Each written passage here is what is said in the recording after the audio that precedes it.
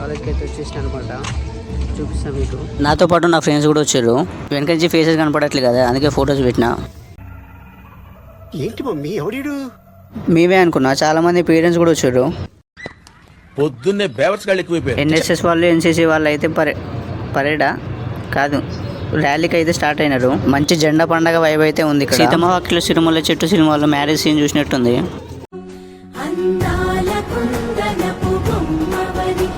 ఇక ర్యాలీ అయితే start చేసేసిండు. Rally మధ్యలో మా ఫ్రెండ్ గాడు ఇలా అరవమంటుండు.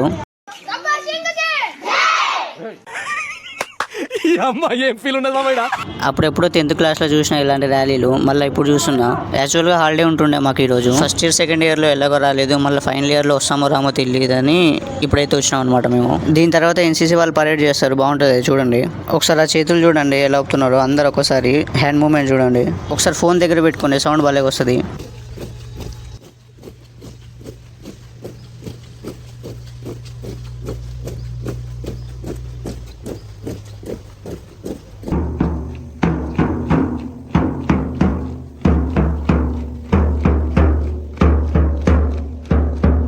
భలే ఉంది కదా, నాకు కూడా నచ్చింది.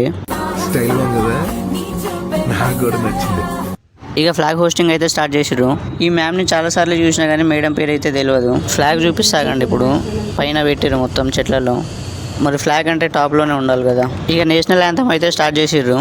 యాక్చువల్గా స్టడీగా నిలబడాలి, వీడియో తీయడానికి ఎవరు లేరు కాబట్టి తప్పదు. ఇక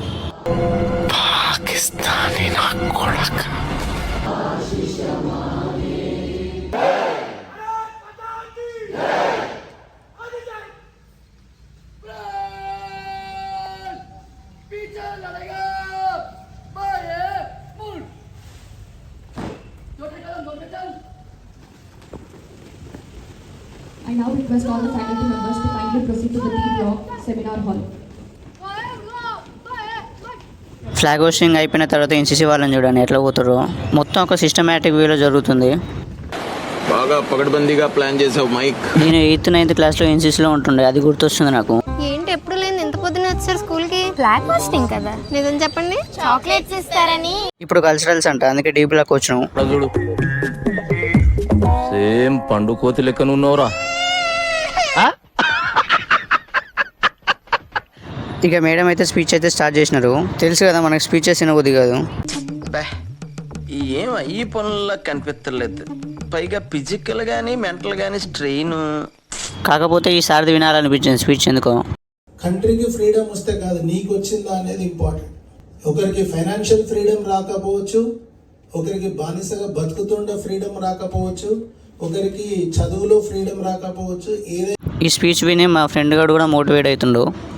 ఇటు పైకి ఎదవలాగా అంటారు కానీ సెంటిమెంట్స్ ఎక్కువ. ఇక ప్రైజెస్ ఇవ్వడం అయితే స్టార్ట్ చేసేసిండ్రు. నెక్స్ట్ వచ్చేది మా ఫ్రెండ్ అనమాట. ఇప్పుడే పరిచయం అయింది. మా ఫ్రెండ్ వాళ్ళ ఫ్రెండ్, అంటే మనకు కూడా ఫ్రెండే కదా. స్టేటస్ పెట్టుకోవడానికి వీడియో తీయు అంటే తీస్తున్నా. ఏదో చిన్నపాటి హెల్పింగ్ నేచర్.